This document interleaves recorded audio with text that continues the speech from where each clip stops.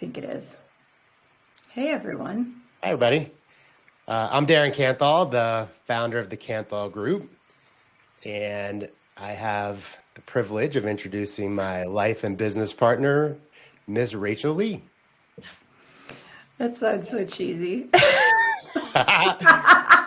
Well, I was thinking about, remember I'm not going to say the name, but you went through a coaching program who was focused a lot on marketing. And one of her things was when people say, I'm so excited to announce my new offer. I'm so excited to introduce someone. And she was like, nobody cares that you're excited. So then I was thinking in my head, well, what do I say? And I guess it was cheesy, right? It was a little cheesy. That's okay. Right. Hi, everyone. I'm Rachel Lee. So yes, we're here with the Canthal Group. Yes, Darren is my life and business partner, which is it's a new evolution of our relationship, a newer evolution of our relationship that we have joined forces in business, which, yes, it comes with a lot of interesting conversations at our house. It's a whole new level of relationship. But we are here today to talk about how that evolution occurred. And, well, Darren, you take it. What we're doing here today. Well, thank you. Well, you're welcome. Back to you, Yeah. Darren. All right. So anyone listening, I have no idea how this shows up on my feed.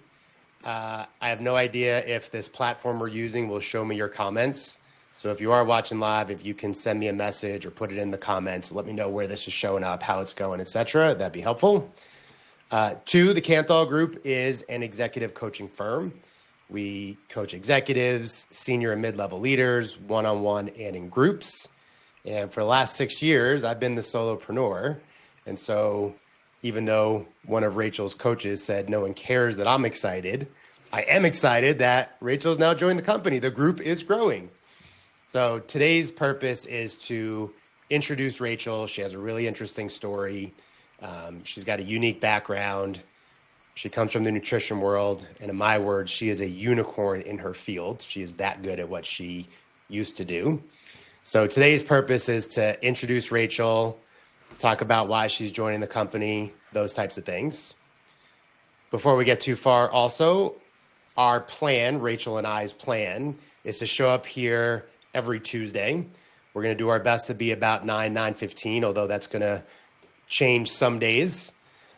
We're open to topics if anyone has them. Part of the impetus is Rachel and I are two coaches living in the same house, having coached conversations regularly. And a lot of our clients experience a lot of the same things, regardless of male, female, position in firm, size of firm, etc. And so we thought that in the sense of a human experience, we're all experiencing a lot of the same things. And maybe we can illuminate some of those topics and things.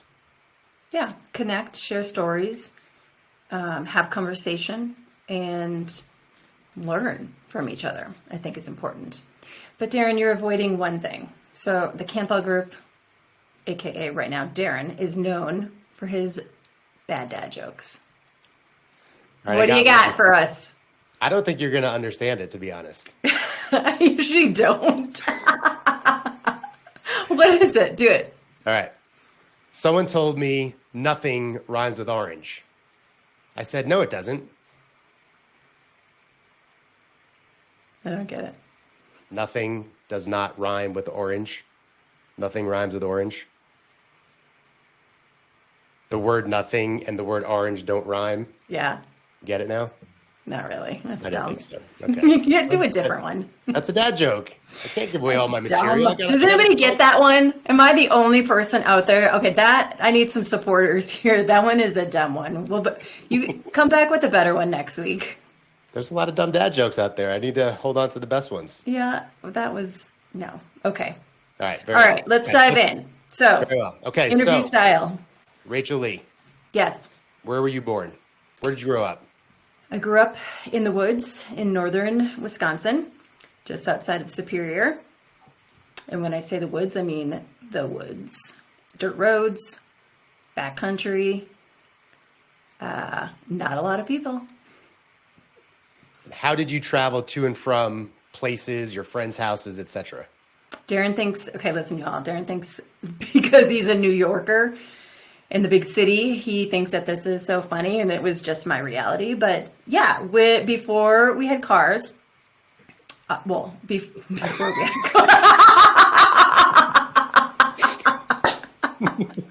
they didn't get to us until 1980. No, before I was able to drive, our forms of transportation were our tractor, our snowmobile, and my horse. So when I would go to my girlfriend's house and have a sleepover, I would ride my horse there. And I don't know how many miles away, 5, 6, and spend the night, get on my horse, pack my bag, and pony on home. I find that so interesting. I grew up in the burbs in New York, middle class, diverse, and everything was a drive away. There was no, or a bike ride. So there was no horses, there was no snowmobiles. I just find that fascinating. Yeah. Well, when you're a teenager and you want some chips from the store, right? And you had no way to get there, you take the only mode of transportation that you have at that time. And sometimes, like, the snowmobile was a necessity because our roads didn't get plowed until like the last, because we were so far out there. And so the only way that you were going to get anywhere was to get on your snowmobile and cruise down the road. I think it's cool. There you have it. All right. So you've been a business owner for, I think you said 14 years. We'll say 15 to round up, make it easy. Give a little history. What did you do? What was the businesses? What are you an expert in? Yeah. So I'm a corporate dropout. I was working in my background is outside sales, and my last corporate career was working with a manufacturing company selling windows and doors. My main channel was Home Depot and Lowe's, and I realized that, no offense to this particular company, but that I really wasn't contributing all that much to the world. And I had 2 little babies, almost a year and a half apart, and I thought, oof, what am I doing? Like, I'm putting them in this world, but I'm not really making a contribution to make it better for them. So all that to say, drop out, went to nutrition therapy school. There's a great school here in Denver, Nutrition Therapy Institute. Graduated, opened my own business, and I started doing straight down the line what we would call functional nutrition therapy. Some people will say holistic, some people say functional, not dietetics. So completely different. Functional medicine realm is what we want to think of. And quickly realized very early on that health protocols and nutrition protocols were really nothing without mindset behind it. So I was giving my clients protocols to quote unquote heal, although we're not supposed to use that word. And they would do it for about 3 weeks and then they would stop. Kind of like, right? Go ahead. What's a protocol? What's a protocol? Like you're speaking of. Like if somebody has Hashimoto's or hypothyroidism or Crohn's, colitis, you would say, okay, in order to support your physical well-being, we want you eating this and this style and these foods, and we would take you these out, and you want to take these supplements. So we created the plan. Well, maybe the better word is the plan. But it doesn't stick unless you change the behavior of why you're eating a certain way. So quickly realized that coaching needed to be part of this. And I would say 3 years into my business, I went through my first certification with coaching, and then through there, like a little bit of a certification junkie, more and more and more, the business evolved into working mostly with high performing women, executives, C-level leaders for sure. The women that they're going 24/7. They rarely put their needs first. Their health is deteriorating in the process. Lifestyle drives disease, right? So direct correlation of lifestyle and disease management. A lot of weight loss, right? A lot of managing the weight around it because of their lifestyle and their high positions. So 14 years working in that industry, coaching plus nutrition therapy, heavy on the nutrition therapy, and then I blew up. And I think a lot of women out there can relate, especially the type A high performing women who we do get kind of addicted to that go drive and that go, go, go, go. Yeah, I burned out. And I quit my business. Shut it down. What questions do you have, Darren? Well, the first thing is I'm going to brag on you. When I said you're a unicorn in your industry, as it relates to nutrition, you're a unicorn. You're unique in the sense that you dig to root cause. Before I met Rachel, I popped Prilosec all day long, aspirins, Advils, basic stuff. But for my heartburn, Rachel went to root cause. What's causing the heartburn to begin with? And I'm making it simple, but there's a lot of Western medicine that treats the symptom. And your unique gift is that it's almost like you see this snapshot of the human body and all its inner workings, and someone tells you their ailment, and you don't see the ailment, you see the inner workings of the body and what causes the ailment. Yeah. Now, I don't want to overinflate your unicornness in nutrition because that is no longer your focus. But that same digging to get to root cause is what you do with your clients as an executive coach. Yes. So maybe talk a little bit about how you segued from your old business to working with a lot of the executive women you were towards the end to what you're going to be doing now. Okay.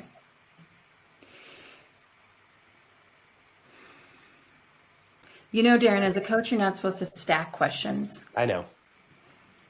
So you got to take me to the first question. What? So you talked about burning out. Yeah. What was going on that led you to burnout? I think what a lot of my clients do, same thing. So there's so many reasons that lead to burnout, but I think that the top three were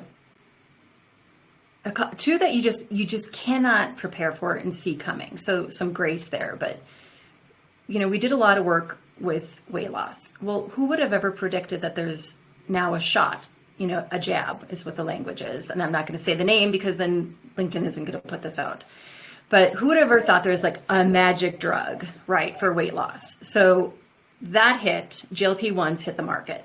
And quick fix. People want it. I get it.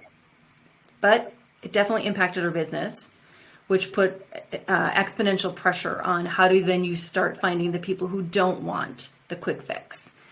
Number two, no one could ever predict this. Our name was one letter away from an abortion clinic franchise. Google tagged us as an abortion clinic, shut us down, said we were baiting and switching.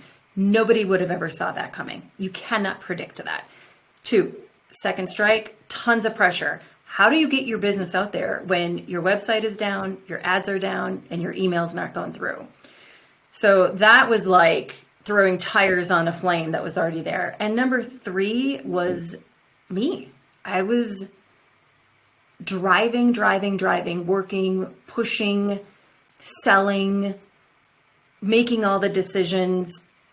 I learned so much about overdoing, overcompensating, and not resting my body. Everything that I freaking coach my clients on, right? I was doing because I was like, oh my God, my business is going to go down. Oh my God. Like, how do we stay in this? How do we survive? And the more I pushed, the more fatigued and exhausted and frustrated. And there just comes a point when you're like, you cannot handle it anymore. I mean, you were there. I was crying and laughing in the basement at the same time. Like, I was the cray lady. And then once I did that, I was like, okay, I'm done. And the next day I was like, I'm done. So I wasn't taking care of myself. I wasn't getting the support I needed. I didn't pivot quickly enough. There's so many reasons, but ultimately it had to happen. It was time. 14 years of the same position is a lot. So it was the best thing. It was the worst thing in the moment. And it has ended up being the best thing for my evolution as a coach, a mom, and a woman. And a partner. You too. Thank you. You're welcome. All right. So as you were going through the overwhelm, the overburden, the cray-cray, there was parallel with your clients. Their overwhelm, overburden, etc., was different than yours. So maybe take a minute and talk about, you're at the end of your business. You didn't make the decision yet to leave it, to close it, and you're still coaching high-performing, many executive women, and you're helping them figure out root cause for them. Mm-hmm. Talk a little bit about that. How'd you find the root cause? What'd you do? Well, the easy answer is I coach them on their lifestyle, of course, right? But then the functional nutrition side is I run labs on them. So that's one of the things that I can do is I can run functional labs and I can look at it and say, well, here's your nutrient deficiency. Here's your cause of your inflammation. Here's your broken detox pathways, right? And I can look at this and say, here's the broken pieces in your body. Now, they are there because you are living your life like this. And by the way, I'm right there with you. I'm walking alongside you. I know what you are thinking. I know what you are doing, and I know why you're doing it. I am you. And I also know, because of my own experience, that that is causing this over here. And when we can shore up both of those things together, your physical, your mental well-being, right, is, I don't want to say repaired, supported in the proper way, the right way, that is when women start to feel back to quote unquote themselves. How I used to be. I used to have all this joy. I used to have this energy. I used to, want to go to the gym and be able to work out and lose weight and build muscle and be patient with my kids and sleep more than 4 hours. I used to. This is not me. We can bring them back to that state. Does that answer your question? Yes. Kinda. All right, I'm going to be a little bit leading, and then I'll ask you to run with it. Okay. So one thing is, part of your style and my style, and a belief we have, is that action is the antidote. We have to take action to move, to change, to modify, to feel better, to fix broken things, to improve situations. Action is the antidote. Living with you, so seeing your actions and behaviors, and also, as you talked about some of your clients, confidentially, of course, was that there was a lot of inaction or a lot of the same action, not delegating in the corporate environment or at home, assuming all of the responsibility, and also not communicating, hey, I'm stressed, I'm at my wit's end. There's societal pressures that I can't relate to as a white man. For a woman, I can't relate to those societal pressures. So the leadingness, what I've just said, is leading to some of the things you've told me about how you help your clients find their root cause, create actions that help improve their situations. That's what I'm curious about. Like, for example, when my client spends 9 hours, 10 hours all day at work and then come home and they feel like they have to overcompensate for being gone and do everything at home, make dinner, clean the house, get the kids ready for bed, do the laundry, clean up the dog poop, all the things, but they don't actually communicate that they need some help. And it's not even that they need help. Right? If they are in a partnership, it's communicating that, hey, the business of our home is one-sided and I need the other person to help manage the other side of the business or take responsibility for running of the household. So yeah, it's speaking up. It's identifying where you're over inserting. A lot of my clients over control. So even though they want the help at home, they won't allow the other person to do it their way, like that other person's way, right? They won't allow that space to happen. They won't allow their partner to load the dishwasher or give the kids the bath or pick out the clothes for the next day or whatever it is, because they don't trust it. And maybe it's easier for them just to get it done themselves. Like, it's just easier for me to do it myself. I don't have to deal with it. I don't have to teach anybody. I'll control it, control it, control it, control it. And then they blow up. And so part of root cause is we're not speaking up. Why? We're overdoing. Why? We're overcompensating. We're overwhelmed. We're overperforming and we're underliving. Why? That's the shit. That is the stuff that will create your health problems. It's going to create your burnout. It's going to create the, like, I can't handle anymore. Why would I even go for the C-level position? Like, I'm barely hanging on by a thread now. It's all the internal dialogue, the micromanaging, the invisible load. And many times, my women at least, right? My women. So this is not for everybody. They have the means, they have the intellect, right, to speak up. They are not in a position where they can't speak up, where they are trapped. My clients, that is. So fucking speak up. Sorry. That's what I was looking for. No, great. That's what I was looking for. That was perfect. Yeah. Well, now you got me going. I'm all fired up. Just as a timestamp, we're going to try to keep this around 30. Yep. We got 10-ish minutes. Is there something more you want to say before I ask a different question? No, go for it. You sure? Yep. Okay. All right. So we started a few minutes ago on you closing your business and segueing. What you just said is a great segue to you've now joined the Canthal Group. Take us into that decision. What led you there? So after I closed my business, I still had my clients reaching out saying, will you keep coaching, keep coaching me, excuse me. So I was like, yes, but I'm going to do it right. I'm going to do it differently. So I did open my Luxia, and Luxia's coaching still exists. And it's going along. I was thinking about all the things that had to be done.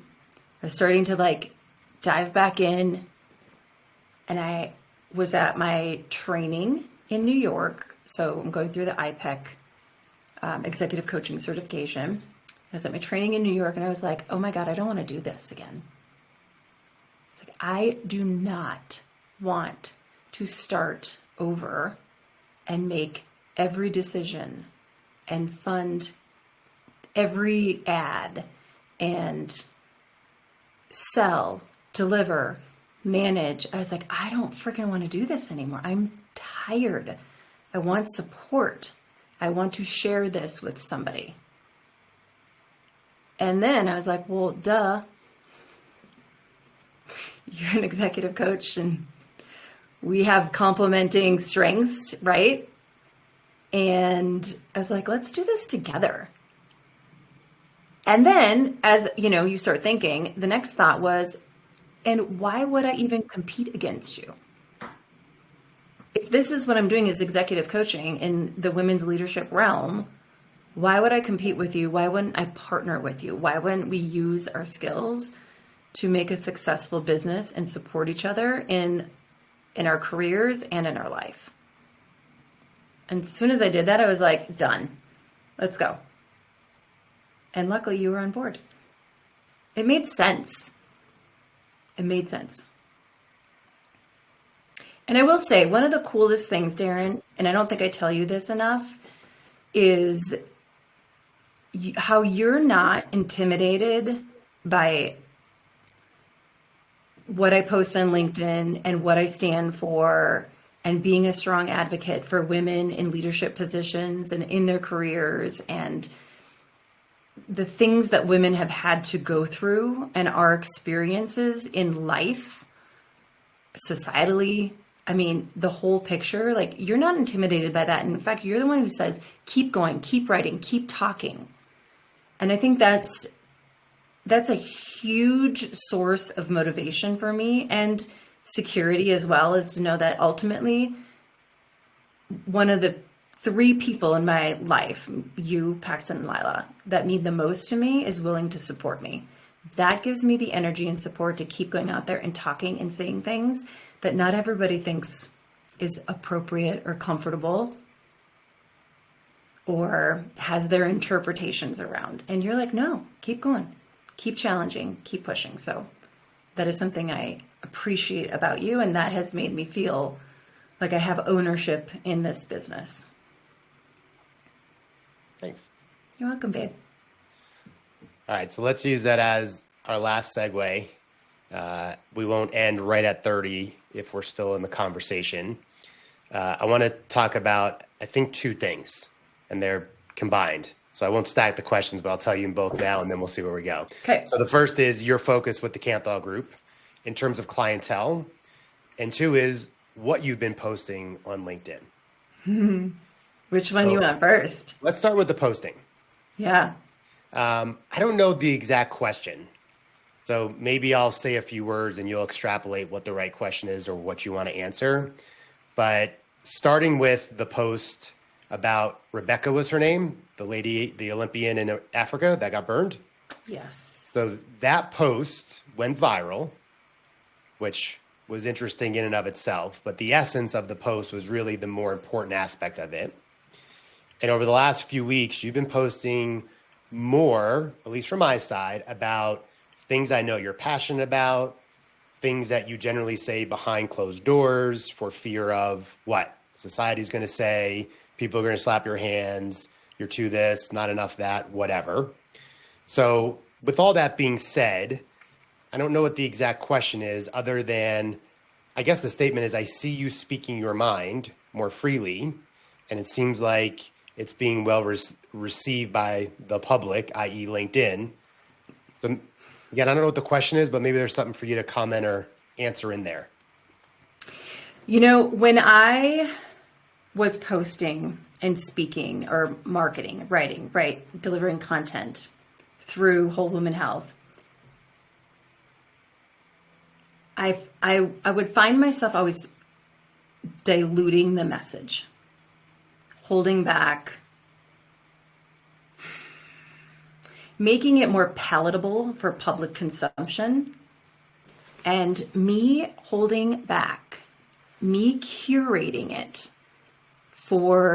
to not offend or, not to raise too much dissension or maybe even a visibility for, I call it safety reasons, right? Nobody wants emotional harm. That is part of the burnout. The stifling, the muzzling, and this is all on me. This is not me blaming. The holding back was part of the burnout. It's like, I can't fucking do this anymore. I cannot pretend when I know that this is happening over here. And there's something that happened in the last year for sure, right? Turning 40 or turning 50 in a couple weeks. And I started this last year when I turned 49. I was like, I am not doing the next 10 years the way I did the first 10 years or the last 10 years. Just not doing it. And there was something about that of like, I don't know, 50 is the thing, but it was also seeing that article and the way the BBC presented it, I couldn't do it anymore. I couldn't do the fake. I couldn't do the curated. I was just like, this is not okay on so many levels. And so if I'm going to spend time here and I'm going to spend time marketing and speaking and educating and empowering, I'm going to do it with purpose. And I might as well enjoy it, and it might as well speak what I truly believe. Otherwise, I'm not doing it, because that's what I did before, and that's what created the burnout, and that's what created the resentment. And then I wasn't being congruent and in integrity with what I am, who I am, and what I'm doing, and what I am coaching my clients to do. I cannot tell them to speak out if I'm not willing to speak out or speak up. I can't tell them to take risks for the benefit of themselves if I'm not willing to do it myself. And that moment, I was like, This is it. I'm done. And this is what it's going to be from here on out. Now, luckily, at this point, right, I haven't had too many haters, just a few. That's a sprinkle. And most of it has been positive, but that's not even the reason why I'm doing it. It's because it fulfills me. Most women don't take the time to do that. All right, we're long and we're going to continue to go long because Good. I think there was something. So it was interesting, the difference of reality. And here's what I mean. And I'll paint the picture and then you expand upon it. When you read that BBC article about that Olympian, Rebecca, who was burned in the way it was reported, you were compelled and you wrote that beautiful LinkedIn message and you pressed post. Now, I only know what I'm about to say because you told me, is that you were stressed about what you put out there. And that's what I want to talk about in just a moment. My reality was I come home and, you know, you got a little fire in you and you're like, I did something. And I forgot what you said. Like, I don't know if it's good. It might be bad, something, right? There was some doubt. And I was like, well, what'd you do? You told me. I read the post and my reality was, well, like what? What was there to be stressed about? Now, that's not to say that you shouldn't have been stressed, but it does highlight certain life elements that cause us to play small sometimes, not speak up sometimes. If we play bigger or speak up, there's concern of retaliation. That's the reality I'm fascinated in. So I think the question is maybe give a little window into what caused your pause or your stress, and then how did you persevere and post it anyway? It was multifaceted. It was first and foremost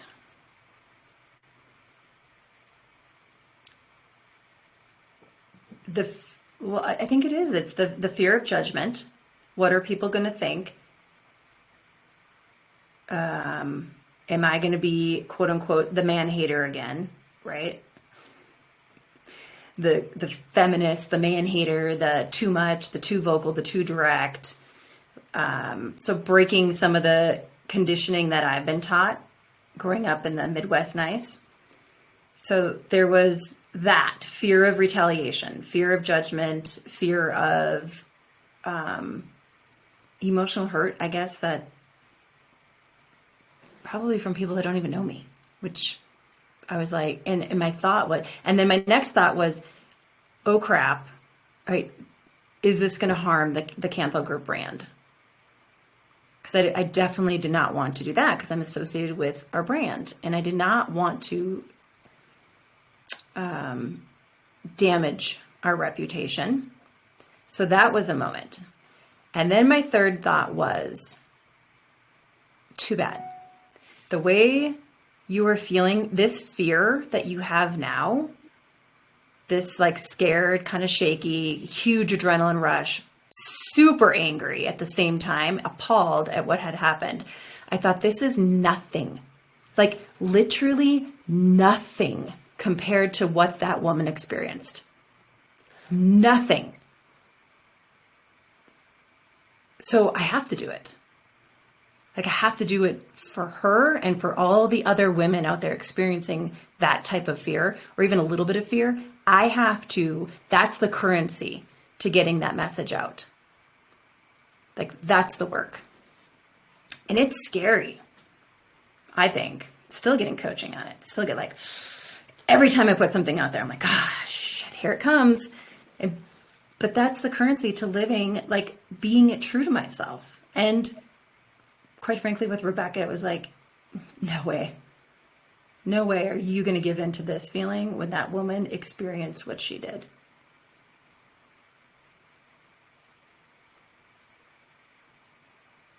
All right. I was just thinking, I've been using the word Goldilocks a lot, like finding the healthy balance. And even with all the stressors, what are people going to say? What am I going to say? What's it going to do for our company and our livelihood, et cetera? There was a balance.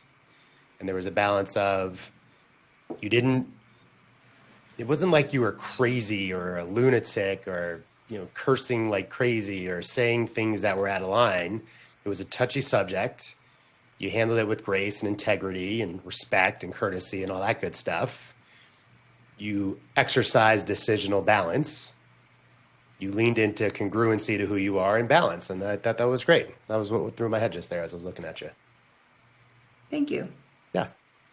All right. I have a meeting at 10.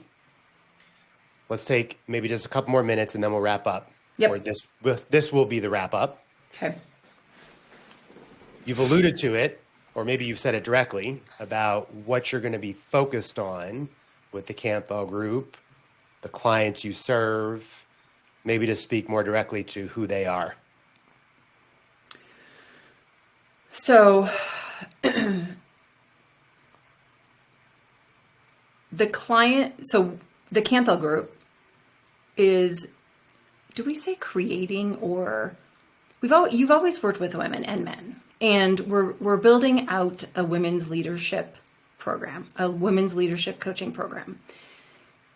And so within that is the type of women that we work with are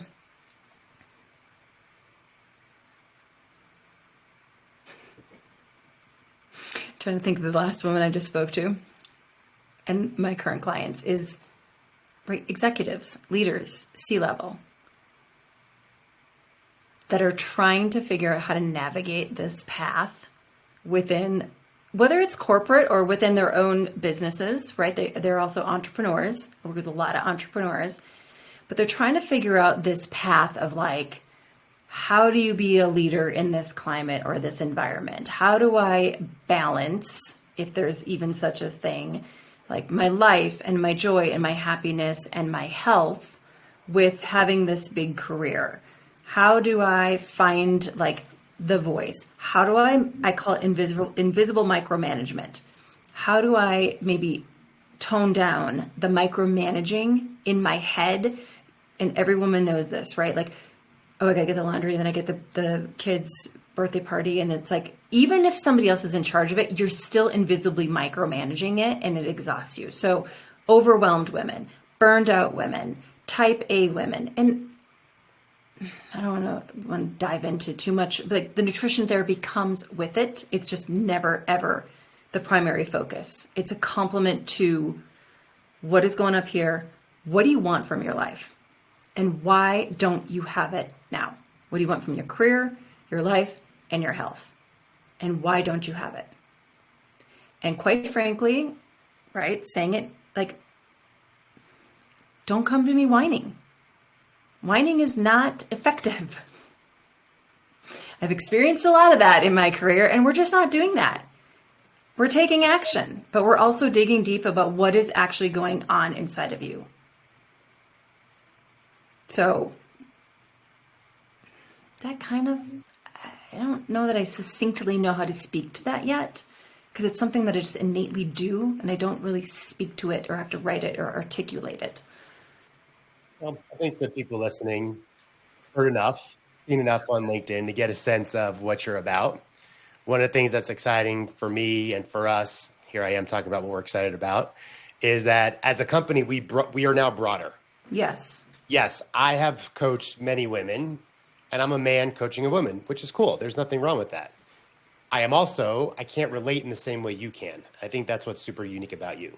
The struggles, the strife, the challenges, the societal norms, the things that only a woman experiences, you relate to the other women that I just cannot.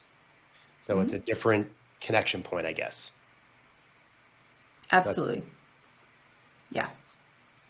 All right. Well, I got to pull the plug. That was, you can't see that.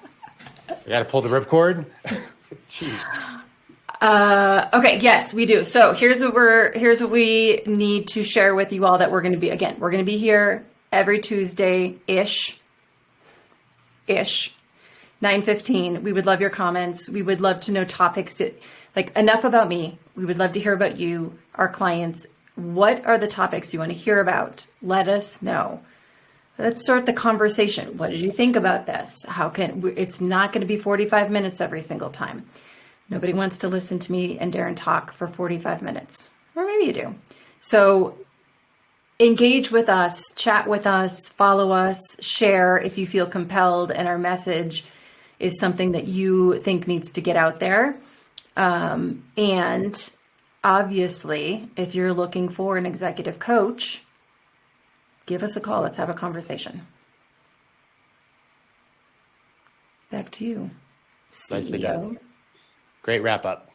Thank you. See you next time. See you next Tuesday. Bye. Bye.